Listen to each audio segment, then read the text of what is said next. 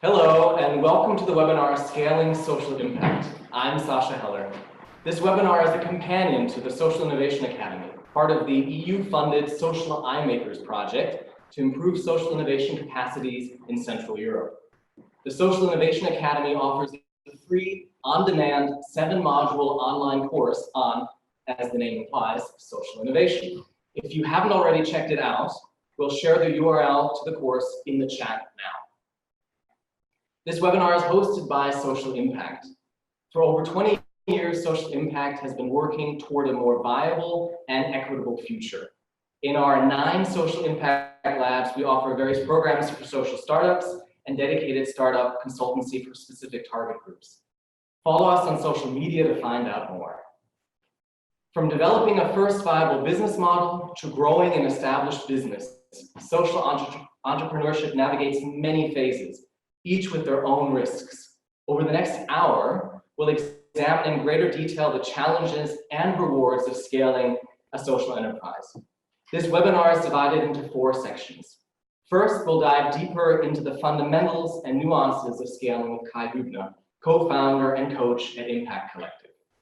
Then we'll be joined by founders from 2 social enterprises currently in the process of scaling, Al-Hassan Munuri of Recycle of Ghana and Frederic Goldkorn of Querfeld. Al-Hassan and Frederic will share their current scaling strategies and insights they've gathered. In section 3, we'll discuss where to find assistance on scaling. Finally, and importantly, we'll dive into your questions. Throughout the webinar, please write your questions in the chat. Our webinar director, Moritz, will note your questions and pass them on to me. All right, let's begin. Social entrepreneur, so let's zoom out for a moment to consider what we mean by scaling. In our work, the journey begins with an inspired and motivated social entrepreneur and traverses through 6 phases. Moritz, would you please show us the journey? First, idea development. Second, business model development. Third, market testing. Fourth, founding. 5th, mainstreaming, and then finally scaling. As you can see from our illustration, this path isn't linear. The entrepreneur will occasionally look back to previous phases. In this webinar, though, we're going to focus on this very last phase. To help us dive further, we have Kai Hübner, co-founder and coach at Impact Collective. Kai has founded both a successful scaling social business and an impactful NGO. As a managing director of Impact Collective, he is helping social startups scale their operations. I'd also be remiss if I didn't also mention that Impact Collective, Social Impact, and Roots of Impact recently launched a customized support program focused on scaling called Scalerator. Kai, welcome. Thank you for having me here. So Kai, can you tell us what differentiates scaling from these other phases?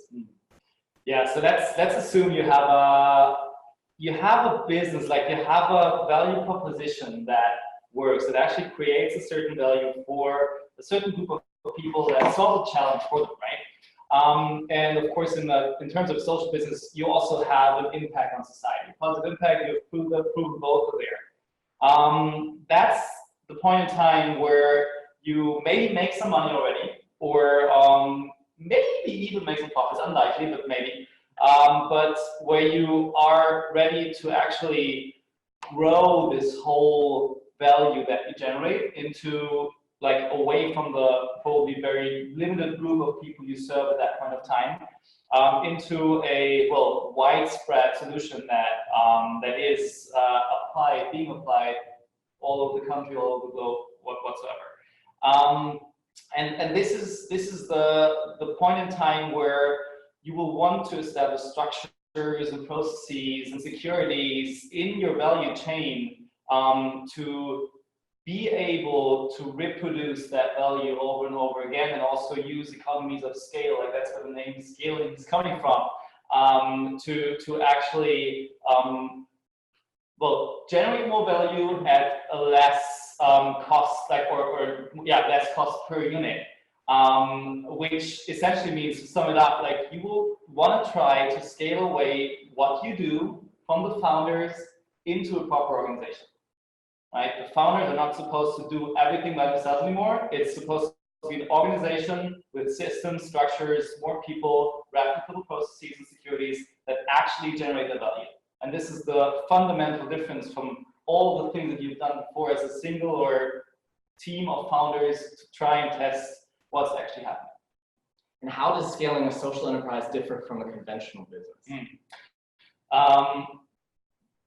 As said before, you have that social impact on society as a social business, ideally at least. There are a couple of those out there that call themselves social business, they aren't, but ideally you have that impact. And having that impact meaning you don't only want to scale the value you produce for a certain group of people, but you will also want to scale that impact you have. And this usually, like it hopefully goes hand in hand, but at some point also means using economies of scale, producing more services, more products whatsoever at a less cost, that you might face some places where you would discriminate the value, the impact you have in order to save money, for instance, or to be able to scale it. And those are the really difficult challenges that impact or social founders are facing. I mean, you might hear something from Querfeld about it later, but where they really have to dig into how do I grow what I do without having a negative impact on the world and society, and by in the same time growing my actual impact on society. So not producing more shit and still growing my impact, right? And that's a balance that's extremely tough to hold while growing and scaling that company. I mean, this makes me then think, given the biographical link that so many founders have to the social challenge they're trying to solve, I think we'll hear that also from the two founders that we have here tonight. And do social enterprises actually risk losing that uniqueness, that unique character that they have as they scale? They are, well, they face certain danger to do so, yeah. I mean, if you look at the founders that build social businesses, they usually go to that point through facing some certain non-cool things in our society in their own history, like in their biography. So they discover something that they really don't like in our world, and then they're like, okay, fuck, I gotta change this. So that's why they build a system, a startup around that. And that's the very personal drive, their purpose that they incorporate into such an organization. So the first thing where you got a huge risk in scaling operations in terms of growing a bigger team is you need people on board who share that vision, who share that purpose. If they don't, they just go to work, right? Like they don't drive the business and that impact the same way as the founders do. And then, of course, if that's a given, you still need. I'm getting a time sign on something. Okay, let's leave it there. It's extremely. All right. I think the director's saying that we should make sure to speak in the direction of I can see that. Yeah. I'm more having a conversation with you, like than instead of talking to you guys. I'm very sorry about that. So yeah, the personal vision of the founders is one thing, and then the second thing is purely operative and financially. What you will need at some point to grow is money, right? Like you cannot finance more people, you cannot open up new markets, you cannot develop new things without money. And the money question is always a question of where I get it from. If I'm fortunate enough to generate that money from my own operations and from my own sales and services I offer, fine. Most of the businesses will need some kind of external money. And that's where the question comes into play. Where do I get the money from? Do I get an equity investment, for instance? Do I sell part of my company to people who will then in turn have a vote and a right to say something in my company? So what's a really big danger out there for social businesses is investors that kind of force you at some point, if you sold too big part of the company, to discriminate the impact for profit. And that's a huge fear for social entrepreneurs. Most of them I've talked to share that fear, and that's also something that still is an unsolved riddle, I think, in terms of growing social businesses. How do you find financing models? There are a couple of answers out there, but not like the solution yet. How do you find financing models to scale and grow social businesses that don't endanger the actual impact and the actual mission? Yeah. I'm curious too then, how does Impact Collective specifically get social enterprises to that point where they can scale? Yeah, what Impact Collective basically does is accompanying the founding team for 2 years from the point onwards where they have their value proposition figured out, they have their impact figured out, they basically have a running business on the way to scaling that business, generating that value proposition, that value, scaling that onto a proper organization. So what we basically do with them is establishing all the processes, the organizational structures, the securities, with them together, with a partner network, trying to get them to the stage where they can run autonomously, ideally also financially independent, and don't have to fear to be extinct within the next 2 months, but really can focus on, okay, how do I make it big from that point onwards, right? How do I really scale it? So we basically will cover the whole phase of the beginning phase of scaling a business away from the founders into an organization, from which part on the organization can scale that value proposition onto different regions, different countries, or even grow into new areas of opportunity because they have a stable core business.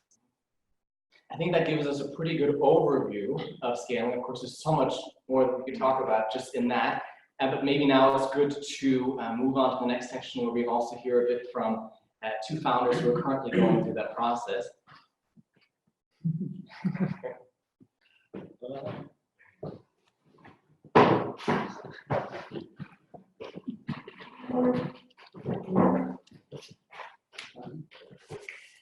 So to understand scaling from the perspective of social entrepreneurs, we have Alhassan Muniru, founder of Recycle Up Ghana, and I help me with that because I keep apparently messing it up. You got it right. I got it right, okay. And Frederik Goldkorn, founder of Querfeld. Alhassan, would you give us an overview of Recycle Up Ghana and your current scaling strategy? Yeah, thanks. So Recycle Up Ghana, I'll start from Ghana first. So the country, Ghana is a beautiful country, blessed with enormous natural resources. However, our lifestyle is also hurting the country. So waste, a lot of challenges. So basically, Recycle Up Ghana exists to support young people to create local solutions to the waste challenges we are facing. And how we did this, actually the organization started as a project. It's where we organized a summer camp for high school students, 2-week summer camp, to take high school students, form a position where they basically are students to become environmental leaders. And so we divided it into 3 activities. We had a 3-phase knowledge, experience, and solutions phase. And at the end of the whole summer camp, we had these students then coming up to become environmental leaders and coming up with projects and ideas which they were driving themselves. At Recycle Up Ghana, we share the vision that local problems should be solved by local people, and also young people are the current and future change makers, and as such, they should be empowered to start acting now. And that's where we come in as Recycle Up Ghana, working with young people to co-create local solutions to the waste challenge Ghana is facing. So that's a summary of what we have done so far. With regards to scaling, as I said, we started as a project. It was supposed to be a one-time project, so it was actually pretty interesting. We got a grant, and we did the summer camp, 2 weeks, implemented the whole project, and then at the end of the camp, our ambassadors asked us, "So when is the next summer camp?" That was the beginning of forming the organization, where me and my co-founders ended up, really going further. And then the subsequent years, we ended up doing 2 summer camps, 3 summer camps, and then in total we've done 6 summer camps. And now where we are at the point where we've taken the summer camp model and now taking it nationwide, where we are now running a nationwide waste education campaign. So that's the first aspect.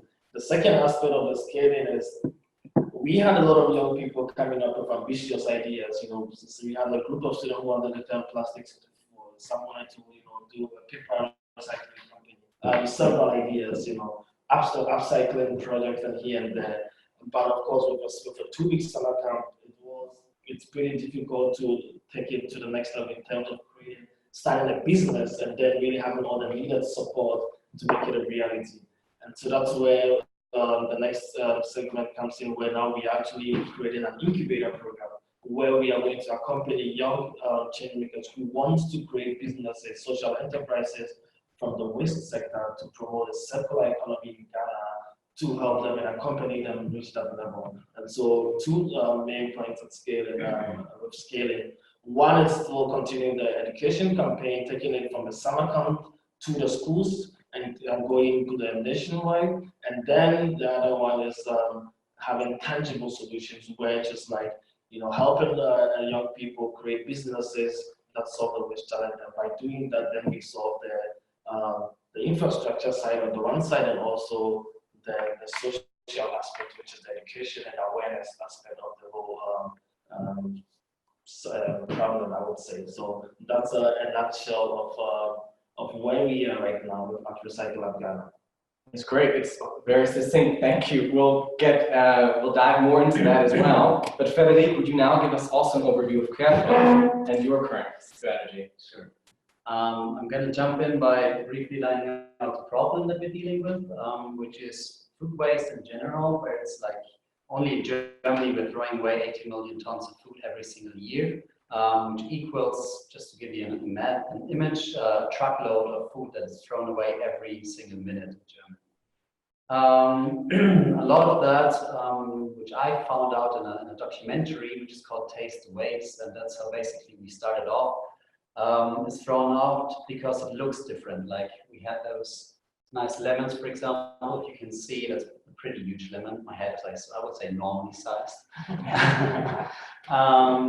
And there's just so many peculiarities of fruit and vegetables, where supermarkets started bringing in those rules, where they said we don't want to have that. The EU at some point also established certain rules, which are now again nearly wiped away. So it's just what people want to buy, and there's so much fruit and vegetables that get thrown out. And when I noticed this problem, I went to Berlin actually to find out, is this really such a big deal? And then I started talking to farmers and to people who know a lot about it, and it was. So we started developing solutions. In the beginning, it was me driving out to farmers and picking up the vegetables myself from farmers and bringing them to kindergartens. And that's when we started thinking about, or when I started about, well, how can I scale this? How can we, actually at that time we were 3 people, how can we scale this? And it was not me driving, but it was rather getting drivers. Then the next step, getting people to do the logistics for us, so not personal drivers. That's when we started to say, okay, Munich also is an important place for us, also because one of the founders was from Munich. Excuse me. And then now we're in 3 locations where we deliver those fruit and vegetables to kindergarten, schools, to any caterings, anybody basically who uses a lot of fruit and vegetables. And that's also the question to how can we scale this now further. And I think one of the key things for us is establishing standardized processes. So if I go back to the example of driving, what is it that drivers need? What can we have at our storages? What are standard processes that we can easily take from one location and transfer them to the other location? Because that's what we really want to have. You want to make sure that the quality, for example, doesn't suffer. And yeah, to extend the growth, I guess. Further on with that, or should we go into that later on? I don't know, I'm not keeping the time. So. No, I think it's good. We can also dive in a bit further than later on. I guess maybe bouncing back to Al Hassan. So I'm curious, why are you scaling? And how do you coordinate the effort among your founding team, which is scattered across Europe and Ghana? Yeah, that's a good question. So first of all, with regards to why we are scaling, the problem is not going anywhere. It's still there, and we are really pushing hard to make a difference. So I think the main reason for scaling is actually to maximize the impact, because the summer camp that we did could only accommodate a maximum of 30 students at a time. And with all the results that we had, we already did 7 summer camps in 3 different locations and 3 different regions in Ghana. We started from 1 and then we expanded. However, there are still a lot of young people. I think over 40% of Ghana's population are between the ages of are below 40 years actually, you know, between 40 and 15. So a lot of young people need our services more or less. Yeah, so that's part of it. It's like, you know, if we are doing 2 summer camps per year, we are only directly reaching 40 or maybe like 60 students, young people. So we needed to scale because, you know, climate change is real. You know, the waste challenge is there. There's a lot of flooding ongoing. There's a lot of challenges. So that's the main reason why we wanted to now take the model and say, okay, how can we have like standardized processes now with our ongoing nationwide waste education campaign? We are in the process of developing a standardized training curriculum, and with that, we're going to make it available and accessible to all schools in Ghana, and actually not only Ghana, beyond Ghana. We've had interest from India, from Togo, South Africa, Tanzania, and a lot of locations have seen our model and they're really also interested. So by this, we will have like standardized materials and be able to do what we want to do. With regards to the coordination of the team, that's also a really big challenge because, as you rightly said, even for me, I live in Europe. I go between back and forth, Ghana and Germany.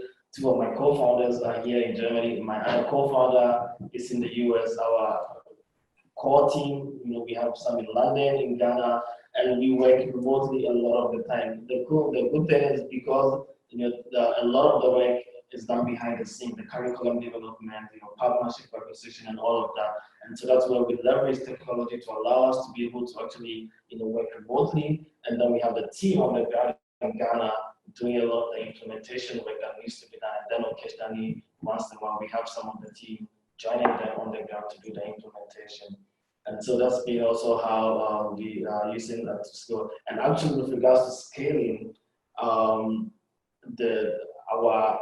our huge presence outside of Ghana have also allowed us to be able to actually leverage on all the networking resources that we have, because we are able to access opportunities from all over the world. We are able to see what's going on in other parts of the world. We are able to kind of like learn and connect, and that allows us actually to really be able to scale up faster as well. So that helps us also being also but of course, the challenges, our main challenge is always, I'm jumping ahead, but it's usually also with communication because of the whole time difference. Especially when I lived in the US for some time, I have had to always be up like 6 o'clock in the morning, having Skype calls and stuff, but we want to make the impact, so we have to do what we have to do.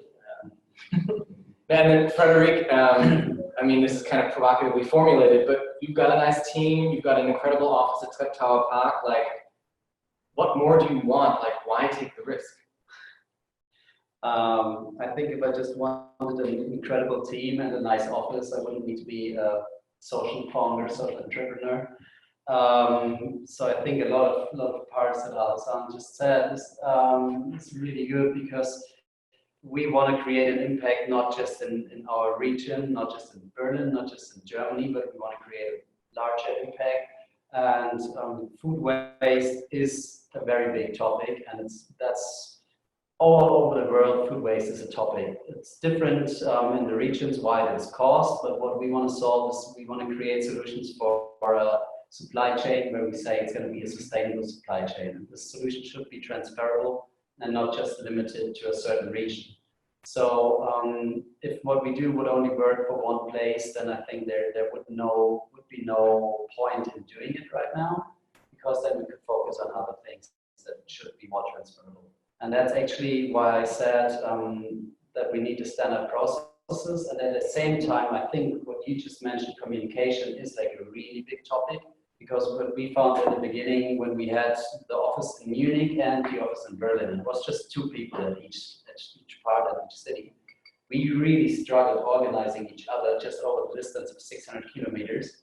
And we had some tough times because if shit happens, and in fruit and vegetable business, shit happens all the time. That's when you needed to speak the most. And so it was hard obtaining a certain level of positive communication where you're not just talking about problems. And I think that's also an important thing to consider when you're scaling and when you're not just doing it from one central location, that you need to align people all around to get them to to a high level of feeling the impact. Thinking about the process of scaling, I'm curious, Al Hassan, as you told us, Recycle Up Ghana recently went through a phase of consolidation. Was this important to setting up your scaling strategy? Yeah, it was really important. As I said, we didn't start off as a conventional, social enterprise or organization. So it started off as a project, out of a bigger organization with all volunteers for an NGO. And so over the past 4 years, this is our 5th year. So actually, we are still celebrating our birthday, but in August, we will be officially 5 years from the first summer camp we did in 2014. So, yeah. Yeah, so a lot of changes, had to happen, we were moving forward. Of course, the vision also, we had more people coming on board. Also, the onboarding is always a challenge, but in order for us to really move forward, we had to do the changes that needed to be done in order to make it easy for us to kind of to set us on towards the vision that we have. So actually, as of right now, we have two legal entities, one registered in Ghana, and then also we have a fine also here in Germany. So then we have a German organization with my German co-founder that allows us to be the NGO body which facilitate the activities of the team based in Europe. And then also we have the legal entity in Ghana which runs the operations on the ground. We are also thinking about several other options with regards to the global format, but that's also part of the bigger vision because we've had a lot of interest from other partners in other countries who want to have Recycle Up India or Recycle Up Tanzania. So because that's the bigger vision. Our vision is to see a world free of waste. When we have a world where, and I'm happy we are taking our food waste also here, waste should be seen as a valuable resource. So then when that happens, then all these challenges that we are having with waste is then prevented because we don't see it as waste anymore because we see it as a valuable resource, and which is a global topic anyways. And Frederick, then I would be curious, Crefit seems a little bit different. You constantly kind of continually been increasing your turnover over the past years. Would you have preferred more time to kind of thoroughly go through a planning process of what the next steps are? Actually, I think if you compare us to normal startups, to bring up that again, I think people would say we've been growing quite slow. So we took our time, we took 3 years development, continuous development, but we increased our revenues, but still didn't go through the roof. So we had time to create processes, and at the same time, while we were growing, look how is it going and how is the growth picking up and what do we need to change. And right now we have reached a certain stage where we see okay, we can now really transfer the processes to other locations. We can keep growing and we can establish the processes that I've been talking about before. So I think it's always nice to have more time to think about it, but at the same time, I feel that we've got a very nice tempo for ourselves where we're okay, we're constantly growing, but we're growing at a rate where we still monitor the processes.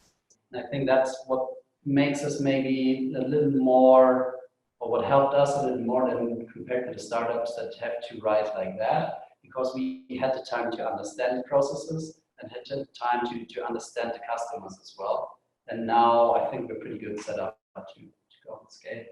Maybe we can bring Kai back into this discussion as well now.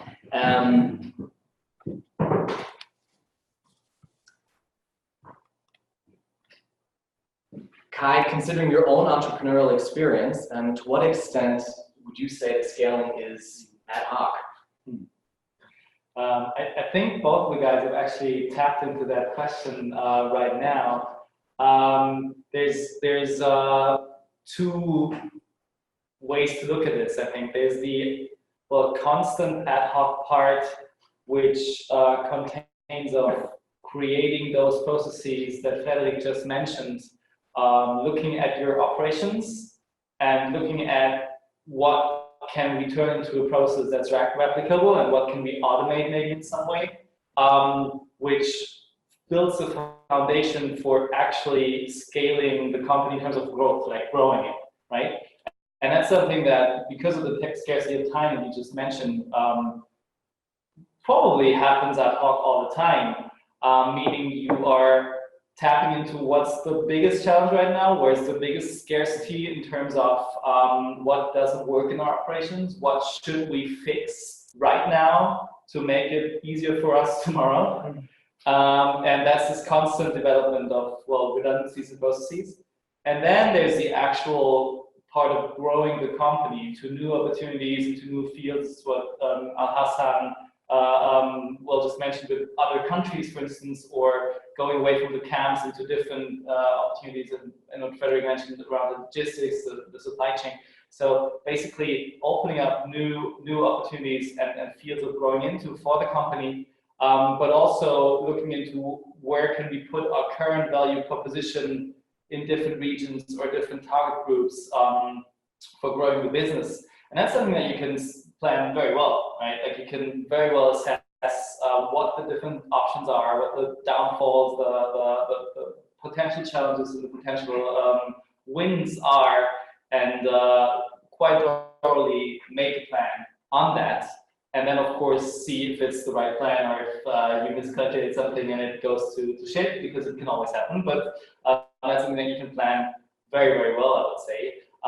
And also in terms of developing the processes in the company into an operational excellence in a way, you can have a plan on that, but that requires a really, really well vision of what's happening inside the company. So it's kind of a meta layer that you need, looking into your current operations, into the current organizational structure, and really understanding from the outside. And that's, because you mentioned my own founding experience, that's something that I as a founder, and we as a founding team, my founding partner and me, struggled with a lot, because it was really difficult to look at us from the outside when we're in the tunnel and just hustling all the time and just taking so much time to work on that, to actually take that step back and also play with the possibility that everything we thought is wrong, maybe.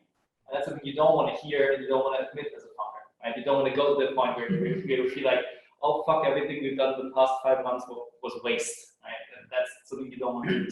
Sunk cost is really a big thing preventing you from doing that. So it's possible to scale, to plan it, and yet the whole scaling phase until the business is stable is probably something that will happen more or less ad hoc for most of the companies most of the time. And then I'd be curious, especially thinking about these kind of sunk costs and the risk that you invest a lot of time in things that in the end maybe don't pan out. To what extent or how can a program like Scalerator help reduce this uncertainty and reduce this kind of risk that you're really taking? I mean, the program we're running together, right? Yes. Yeah, exactly. Yeah, I was just going to make sure that it's about our mutual program.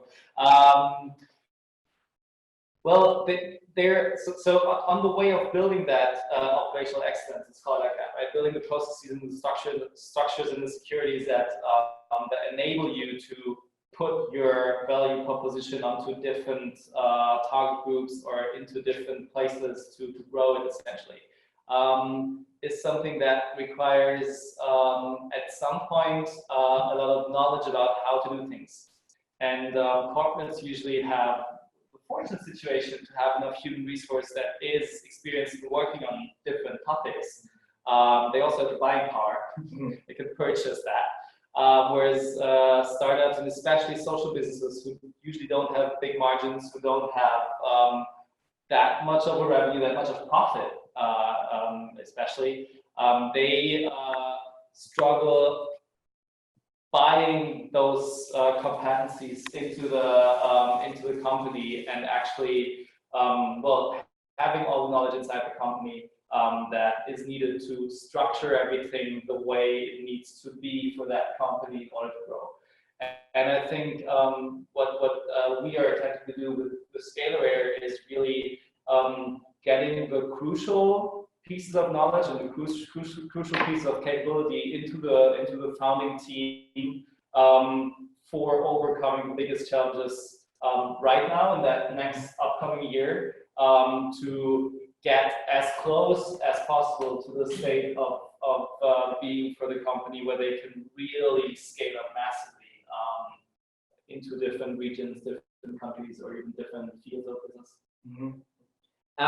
Maybe now, in the interest of time, we should shift to briefly consider what the support ecosystem looks like that's out there right now to assist social enterprises that are interested in scaling. To you in the audience as well, maybe for those especially that joined later, consider that we'll be shortly taking your questions. So if you have not already, or if you have more questions, just please write them into the chat. And Moritz is already feverishly collecting them, collating them, and preparing them. So please write your questions in the chat. And this is really a question to all of you, but maybe we first start off with Al-Hassan and Frederic. Where have you received your support on scaling? For Frederic, of course, we know it's Scalerator in part recently, but maybe thinking beyond that as well, where have both of you looked for support? Frederic, maybe? Well, I guess taking it all the way back, I think social impact was where we started off as a business. So that helped us already get the idea into something that was a business model or on a business model canvas, and got us to find some structure. Then also Impact Hub in Munich relaunched a program which was called 8 Billion Lives, where we received some initial funding and some support for what we did. And then also I would say there's many people out there who basically offer their advice, and it's just about going out and asking really. And there's, I think also in corporates you will find they have many programs to support you, and it's just like if you're doing something good, we're in a time where people value that and where they are also offering their help, which is not in the basic institutional. So first three, obviously Scalerator right now. I'm so curious about what we're going to do. Kai and I had 2 really amazing sessions in the last week, and I'm really curious about what way it's going to lead us. But then also there's other parts where you can look if you're not admitted to such a program. And then Al-Hassan, what has your experience been like? Who has been useful to you? Yeah, it's a lot. Yeah, I've also benefited also from social impact. You like hearing that? Yeah, took part in the social impact lab in Leipzig. Yeah, so I'm an alumnus of the program as well. That was pretty helpful. I've taken part in several other programs. I was recently at the Watson Institute in the US. It's more of an incubator program, but it helped me a lot of scaling activities. I've attended like numerous, conferences and workshops. Even how I met Moritz, we have the ASA Autumn School for Sustainable Entrepreneurship. That's also like pretty helpful. We have the Ashoka Fellows. There's quite a lot of them. Actually, what I would like to add also is for a lot of young people out there, because of the whole sustainable development goals, there's a lot of resources available. So long as you're able to actually link your project idea or your enterprise to one of the goals, to be able to clearly say that, okay, I'm solving food waste, and directly it's helping to achieve, to reduce hunger or poverty or whatever, and that allows you to be able to position yourself to access a lot of support, funding, especially, yeah. So that would be what I would say. I think it's also a really great tip. I mean, it's 17 goals. They're extremely broad. I mean, Exactly. most social enterprises probably hit at least a few of the goals in just the work that they're doing. And Kai, beyond Impact Collective, also, can you recommend other resources for scaling? Any particular literature or webinars, or other things that you think are an essential maybe resource? except for, or besides all the resources out there in terms of how to build operational excellence, because this is something that's actually extremely important to understand how organizations work. And as for instance, the viable system model, which is a quite nice model to actually look onto the company structure at that point of time and see well, what you need and what you're lacking at that point of time. It's called the viable system model. There's tons of those out there, like this is just one of them. Besides all those models and theories and practices, let's say, what I would really recommend to do is looking into your whole world of stakeholders, like everybody who might be, that's tapping into what Hassan just said, might be somehow affected by what you do, and looking into what their challenges are and what their needs are and how you could pay into their needs by what you do in order to get them involved. And this could be money, this could be whatever human resources, which is Frederick just said, there's corporates out there and even individuals who value that you do something good and who would like to help. And what's working out very well is if you can provide something that pays into their agenda as well. Like then it's not only goodwill, but then it's something where they get something in return for this. And this can be, and that's why I'm like, this is a really meta layer answer again, but I'm saying this because it's super individual for like case by case. It's very, very individual which resources could be interesting for you, except for the SDG programs and everything out there that's really broad.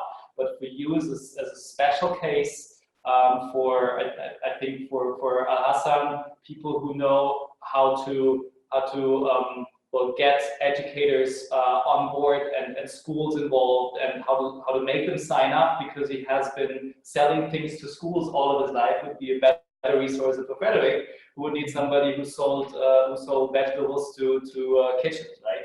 And that's again where you really need to understand what are those people's agendas, and what do I need to provide to them in order for them to provide something to me that I need.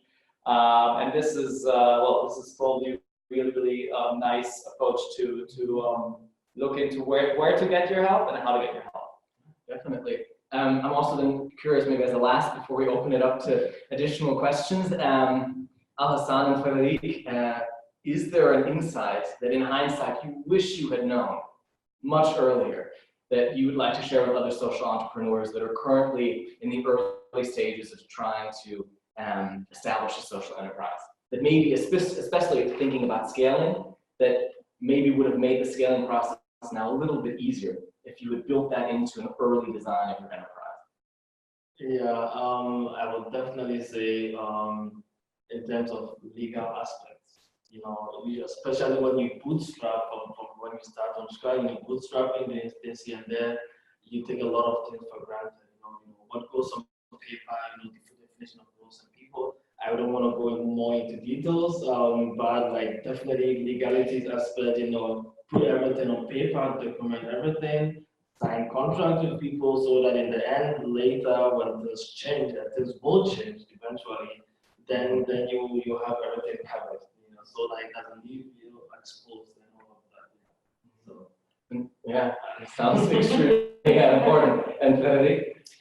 I'll definitely sign that one. And yeah, also, I think there's what I've meant before is the persons that help you. Look for them early, talk to many people, and I don't know if that's just for scaling, but it's generally for whatever you do. Talk to people and get help as soon as possible. And then if you have a solution, focus on that solution. And there's always, you go in phases where you focus and then you open up again, but follow that and don't do 10 different things at a time. It's nice if you have your business model and you iterate it a little bit, but don't, like we did, try supermarkets, try creating soups, and try launching an online platform at the same time, because it's really hard to focus on one of the solutions. I think that is really great advice. Maybe as we now go into the final phase of our webinar,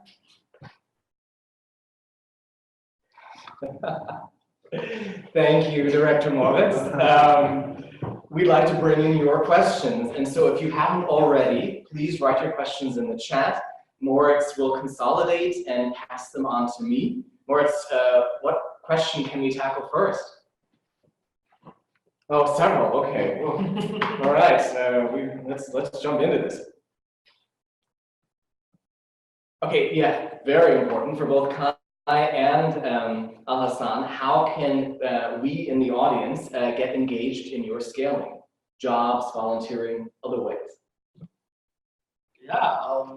For us at Recycle Ghana, we are always happy to have people on board to help us. As I said, like, we do a lot of work remotely as well. So we are actually in the process of recruiting, both in Ghana and also overseas, having committed volunteers. So you can check our website, and then you can write to us. Also, like, a lot of people reach us out also, like, through our Facebook page.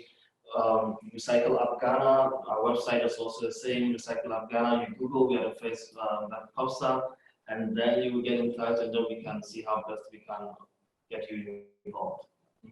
Cool. For us, obviously, also follow us on our social media to see what we are up to, because currently we are planning on launching different events where we want to involve people more into what we do, because we are B2B. So it means we're always a little closer to business rather to people, and we want to open that, launch several events. We need people to help support those events. We're doing a sustainable supermarket in 3 weeks where we need some people to help us. Also, we have some internship openings, and yeah, so if you follow us, you'll find out about all of that. Maybe this one is a bit first directed at Kai, but of course, if you all want to jump in, feel free. How can I know if I'm ready to scale? It's a tricky one, because again, out of many reasons, there's no truth behind that. There's probably a couple of questions I would consider to ask myself in order to find out. Which is mainly, am I producing a certain value to a certain target group that makes money? Am I selling something, selling a product, or producing a value that's being cross-financed by institutions or whatsoever, that secures at least part of my income, or that gives me an understanding of I can make money with that at some point, because there's tangible value that people are willing to pay for. And the other is, do I actually create impact for people? Can I measure it, or at least can I get my hands on the improvement of life or situations that I am actually paying into with what I do? And before I have both of those answers straight, and can honestly, and that's honestly is the really important word here, can really honestly look into this and see, okay, this is working out, then I would start putting a lot of effort into structuring and processualizing this into well, a valid organization, a valid company. But I'm sure that the two founders here might want to add something on that. I just wanted to add something which you said earlier, which I found quite nice, which was produce more impact and less shit. Or that's how I interpreted it, basically. So for our example, this means we want to distribute all those fruit and veggies that get thrown away at the moment, but I don't want to distribute all of them by driving around trucks that pollute the environment, or driving around too many trucks that pollute the environment. So I want to find a way that is more sustainable than the current ways. And that's also, if you're solving some issue, but you're creating another issue, then that's the question, how do you scale? Do you create more bad, or, yeah. So that was nice for me. Yeah, just to add to that, it's a natural phenomenon. We grow as humans, as in life also. And I think you reach a point where, in terms of being sustainable, you realize, how can I be able to achieve a bigger impact with the same resources that I have. If you're able to reach the point where it's still possible, and then I think that's a good segue to say, okay, I think it's about time that we can be able to kind of like, scale up. And I think it comes to you, you feel it yourself, so sometimes it's a gut feeling, because when you are getting closer, you can see that, okay, everything is going on well, everything, but also like your customers also demand it, the questions will start coming, and then I think at that point you will know that, okay, it's time to really scale up, because we need to. That's a really nice answer to it. You will know. You will actually know, because people will be like, I want this, and that's when you did something right. So before you don't have that feedback coming to you, you might want to get back and tap back into, how do I actually solve the challenges I'm solving, and are those challenges actually real, or am I just trying to sell a product to people that's not really needed? So once you are really solving a real challenge with a really working solution, then this is going to happen, and that's when you know, okay, now I have to make this big. Maybe this is a good one for all three of you, but in the interest of time, maybe you guys decide which two of you want to answer this. What are the biggest challenges that you've encountered when it comes to scaling? You could give us, of course, not just the perspective of your startup, but the ones that you've also consulted, but with you all too. I don't know who wants to tackle this one first. I think It's really interesting to hear from your side, because you're in it right now. Yeah, I think the biggest challenge is actually internal. It's an internal challenge, because when we are scaling, the team gets bigger, more people, so that it becomes more, as we already talked about earlier, the internal communication becomes a bit more difficult, because there's a lot of stuff going on. People have, different commitment, and sometimes also, of course, like, there will always be a lot of disagreement in terms of the direction where the scaling is headed towards. And so you do have a lot of internal fights and a lot of internal challenges going on, but also that's also a good thing, because when you overcome that, it really makes the path quite smooth. So I think that's the biggest challenge, having that internal processes sorted out, because you are doing more beyond what you are already doing, and so that already causes a lot of like challenges internally within the team. Mm-hmm. Anyone else? And funding, I guess, will for most of the people also be a challenge. And for us, it was particularly a challenge, because we were thinking about rather getting philanthropic investors or trying to bootstrap and trying to fund ourselves, which we are now heading towards, and also thanks to the BBU, which is a foundation that grants us a lot of money at the moment. And thanks to them, we were able to say, no, we're not going to take investors, but we're going to go the steps ourselves. And now we can make decisions, maybe become a purpose company, which is another sheet. And yeah, be self-sufficient and be not dependent on the interests of capital, basically. I would love to add something on here. What you just said, I agree totally 100% with both of you. The internal challenges, what we see as a scaling facilitator, let's call it that way, is there's a lot of internal discussions and differences in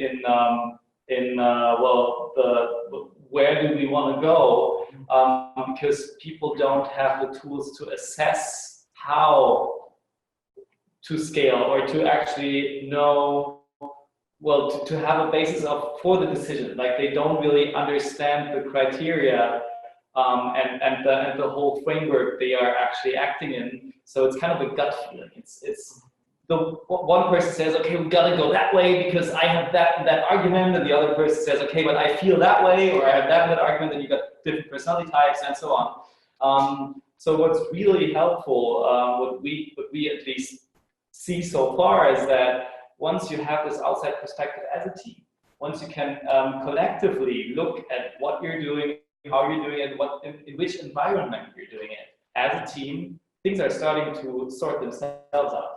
The discussions get less because people start to collectively understand the play field they're on, so they can collectively design the rules. So if you as a team face that situation that inside the team you got different approaches and not a lot of clarity on which direction to go, I would highly recommend getting someone from the outside to drag you outside of the tunnel as a team collectively and sort all the dynamics and all the ideas and all the things you could do in terms of implications for your business, in terms of implications for your market, for your customers, to really get a lot of clarity on the different basis for decisions so that you can actually make decisions.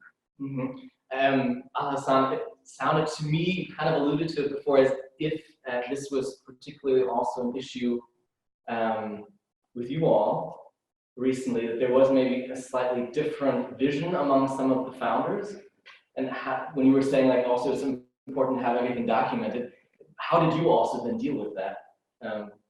Yeah, we also did have also like an external support also, like we had a mentor who stepped in and really helped us in terms of like sorting out the challenges. So I think definitely at some point, when you get so much into the bubble, you are just in one direction. So definitely at some point it's very useful when you have somebody who is able to take you outside of that bubble and say, okay, let's hit the pause button, let's step outside a little bit, and then let's kind of like consolidate and then rethink, and then come back together. And I think that also really helped us because we had a mentor who was with us and kind of like really supported us a lot. So that's what I would say.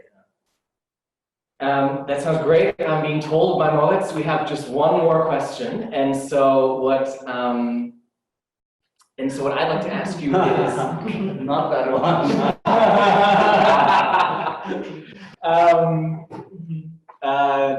I think that is a good question, Moritz, but I would like to ask this one too. Sorry. That you're giving so much throughout the entire entrepreneurship cycle, but in scaling as well, I mean, it never slows down. And so how do you yourself practice a certain level of self-care? How do you keep yourself from completely losing yourself in the process of scaling and growing your company? And so I think I would love to hear that answer from all three of you kind of from your perspectives as founders, and how do you as an advisor, as someone who's mentoring startups, make sure that, again, that they don't lose themselves in the process of trying to grow their business? Yeah, okay, I'll go for it first. Yeah, it's a very good question, and we've had this challenge even personally. I remember I had a breakdown of writing my master thesis because I was still doing a lot of stuff and then writing the thesis.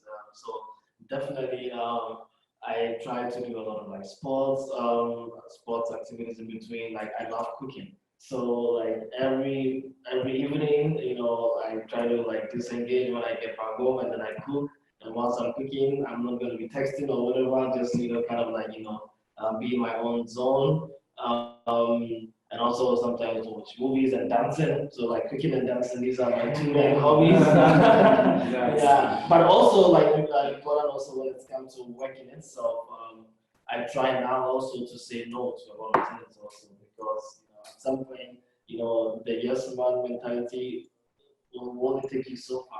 So sometimes at some point also, I have to really say, okay, saying no to something is actually also saying yes to my time. So kind of like really being able to be a bit more selective with what I do with my time and cut down activities, and that allows me to get some balance. Yeah.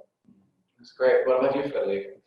Unfortunately, not so much cooking. I'd love to, but I think for me, the journey from founding and developing through it also helped me a lot to see what I want on an individual level, and brought me to many great things like to more spirituality, to meditation, to the way I communicate with other people, and then also I think I see when I'm too stressed, and when I'm too stressed, I go bouldering. So I do a lot of bouldering. I go partying, which Berlin is a great room for. Just get your head free and just dance. Yeah, and friends.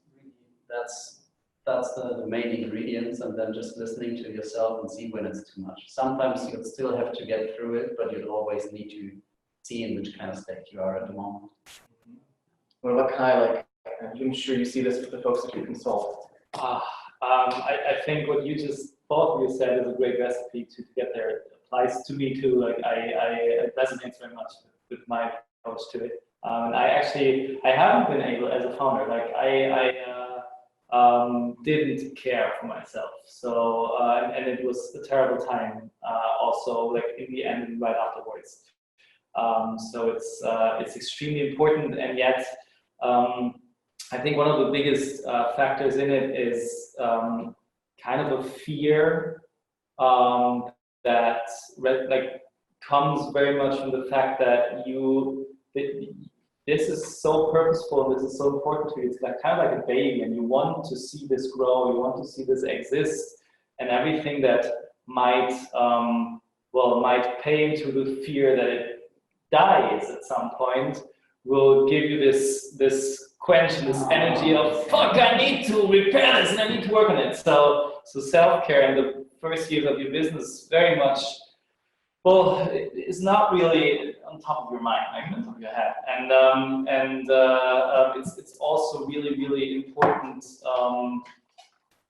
to acknowledge that and to give the founders the space to live that, because I think it's what you just said, to build and grow this business and to going through that journey is actually experiencing this fear very much, and also experiencing your own way of coping with that fear and not letting it take over your life too much. Some of the people will burn out and leave it, and some of the people manage to, and this is two very, very perfect examples for people who manage to actually cope with that fear. Maybe not make it extinct, but know how to deal with it. The only way to get back to your actual question, I think the only way we can accompany people on the journey is to show them that everything is relative, right? Like all the fears they have, if you reframe them and look at them from a different perspective and see the chances within the potential challenge and see how to use that challenge to actually grow the business and make it more secure, then suddenly the fear will become less and less and less and less. But that's this kind of coaching, mentoring part of really, really getting you into different perspectives to look at the status quo, and because of that self-awareness and the awareness, and following that, the self-awareness, you will be able to have less and less of that fear and care more. Just very briefly to jump back in, I think that was a very, very important point, that you relate to your business that much that at one point you become your business, and you just need to establish that certain level of distance where you are, okay, if the business fails, that means I'm still alive.